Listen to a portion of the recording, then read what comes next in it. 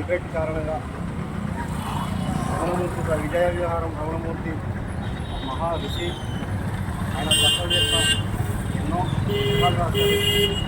పార్టీలంతా కలిసి ఉండాలని ఎంతో కృషి చేశారని అటువంటి మంచి మనిషి మీద నిన్న కొందరు మతోన్మాదులు దాడి చేశారు. న్యూస్ డెబిట్లోనే దాడి చేశారు. ఆ దాడి వ్యక్తి మేము నిరసన చేస్తున్నాం. ఎలా అంటే ఒక మంచి వ్యక్తి అండి, ఎలా అంటే ఒక మహర్షి అని చెప్పాలి. ఆయనకి 18 రాష్ట్రాల్లో హిందూ ముస్లింల ఐక్యత కోసం ఎంతోమంది స్వాతంత్ర వీరుల అమరవీరుల వాళ్ళ చరిత్రను వెలికి తీసి మన భారతీయులందరికీ తెలియపరుస్తున్న ఒక మంచి గురువు అండి. అటువంటి వ్యక్తి పైన ఇలాంటి దాడి జరగడం సమావేశం. అసలు ఎలాంటిగా అంటే జమ్మూ కాశ్మీర్ నుంచి కన్యాకుమారి వరకు ఎంతమంది వీరులైతే స్వాతంత్రం కోసం పోరాడారో వాళ్ళ జీవితాన్ని పుస్తకాలను 80 పుస్తకాల దాకా ఆయన రచించారు. అలాగే కాదు, విజయవారం ప్రజలు కూడా రచించారు. ఇంకా సన్నిహిత రామారెడ్డి గారు గవర్నమెంట్తో మాట్లాడారు. ఇలాంటి జనాలు కూడా అవగాహన రావాలని, ఇలాంటి మంచి వాళ్ళతో అందరం మనం మద్దతు ఇవ్వాలి. ఇలాంటి జరగడం సమస్య చేయకుండా వీటి కాదు.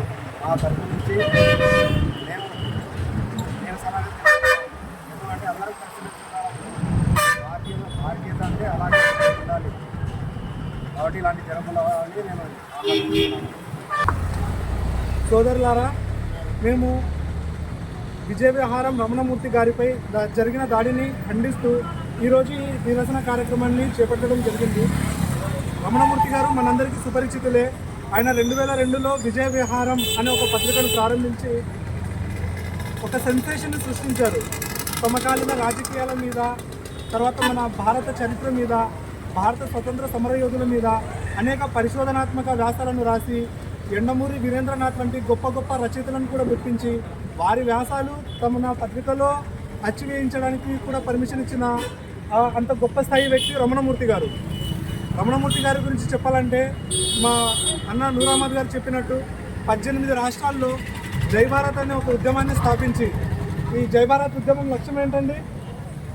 హిందూ ముస్లింలు వివిధ మత వర్గాలందరూ కలిసి మెలిసి ఉండాలి, భారతీయుల్లో సోదరత్వం సమానత్వం ప్రజ్వలిల్లాలి అనే ఆకాంక్షతో తన సమయాన్ని, తన ఆయుష్ను, తన ఆస్తిని, తన సంపదను మొత్తం త్యజించిన గొప్ప ఋషి మన విజయ విహారం రమణమూర్తి గారు. అలాంటి వ్యక్తి ఈయన రమణమూర్తి గారు అనేక పుస్తకాలు రాయడంతో పాటు ఎన్నో సైద్ధాంతిక చర్చల్లో పాల్గొంటుంటారు. మిత్రులారా, నేను ఇక్కడ ఒక కీ పాయింట్ చెప్తాను. సైద్ధాంతికంగా గెలవలేని వారే భౌతిక దాడులకు దిగుతారండి.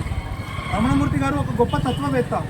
ఈయనను సైద్ధాంతికంగా ఎదిరించలేని మతోన్మాదులు ఈయన డిబేట్లో పాల్గొంటున్నప్పుడు ఆ కార్యక్రమంలో చెప్పులతో ఆయన పైన దాడి చేయడం జరిగింది.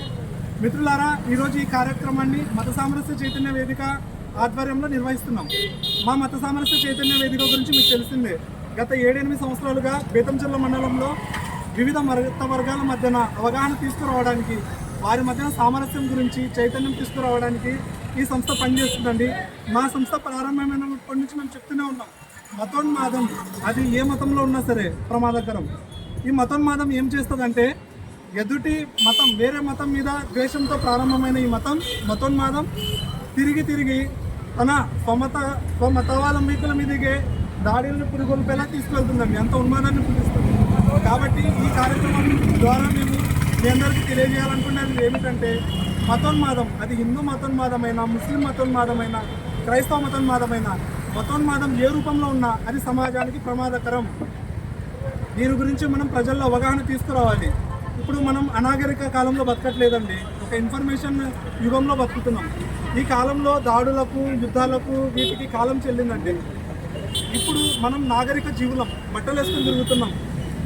బట్టలు వేసుకున్న వ్యక్తి, ఆహారం తినే వ్యక్తి ఎదుటి వ్యక్తి తెలుసుకుంటాడు, తనకి ఆ సిద్ధాంతాలు నచ్చకపోతే విభేదిస్తాడు, విమర్శిస్తాడు. అంతేగాని భౌతిక దాడులకు దిగితే అతను మనిషి అవ్వడండి, అతను ఒక పశువుతో సమానం. కాబట్టి నా మిత్రులారా, పెద్దలారా, మీ అందరికీ నేను ఈ సందర్భంగా విన్నవించుకునేది ఏమిటంటే, మనము జనాల్లో అవగాహన తీసుకురావాలి. మనకు అభిప్రాయ భేదాలు ఉంటే కూర్చొని మాట్లాడుకోవాలి, అంతేకాని దాడులకు తెగబడి అనాగరిక కాలానికి వెళ్ళకూడదని తెలియజేస్తూ తెలుగు తీసుకుంటున్నానండి. భారత్ మాతాకి, భారత్ మాతాకి, భారత్ మాతాకి జై హింద్.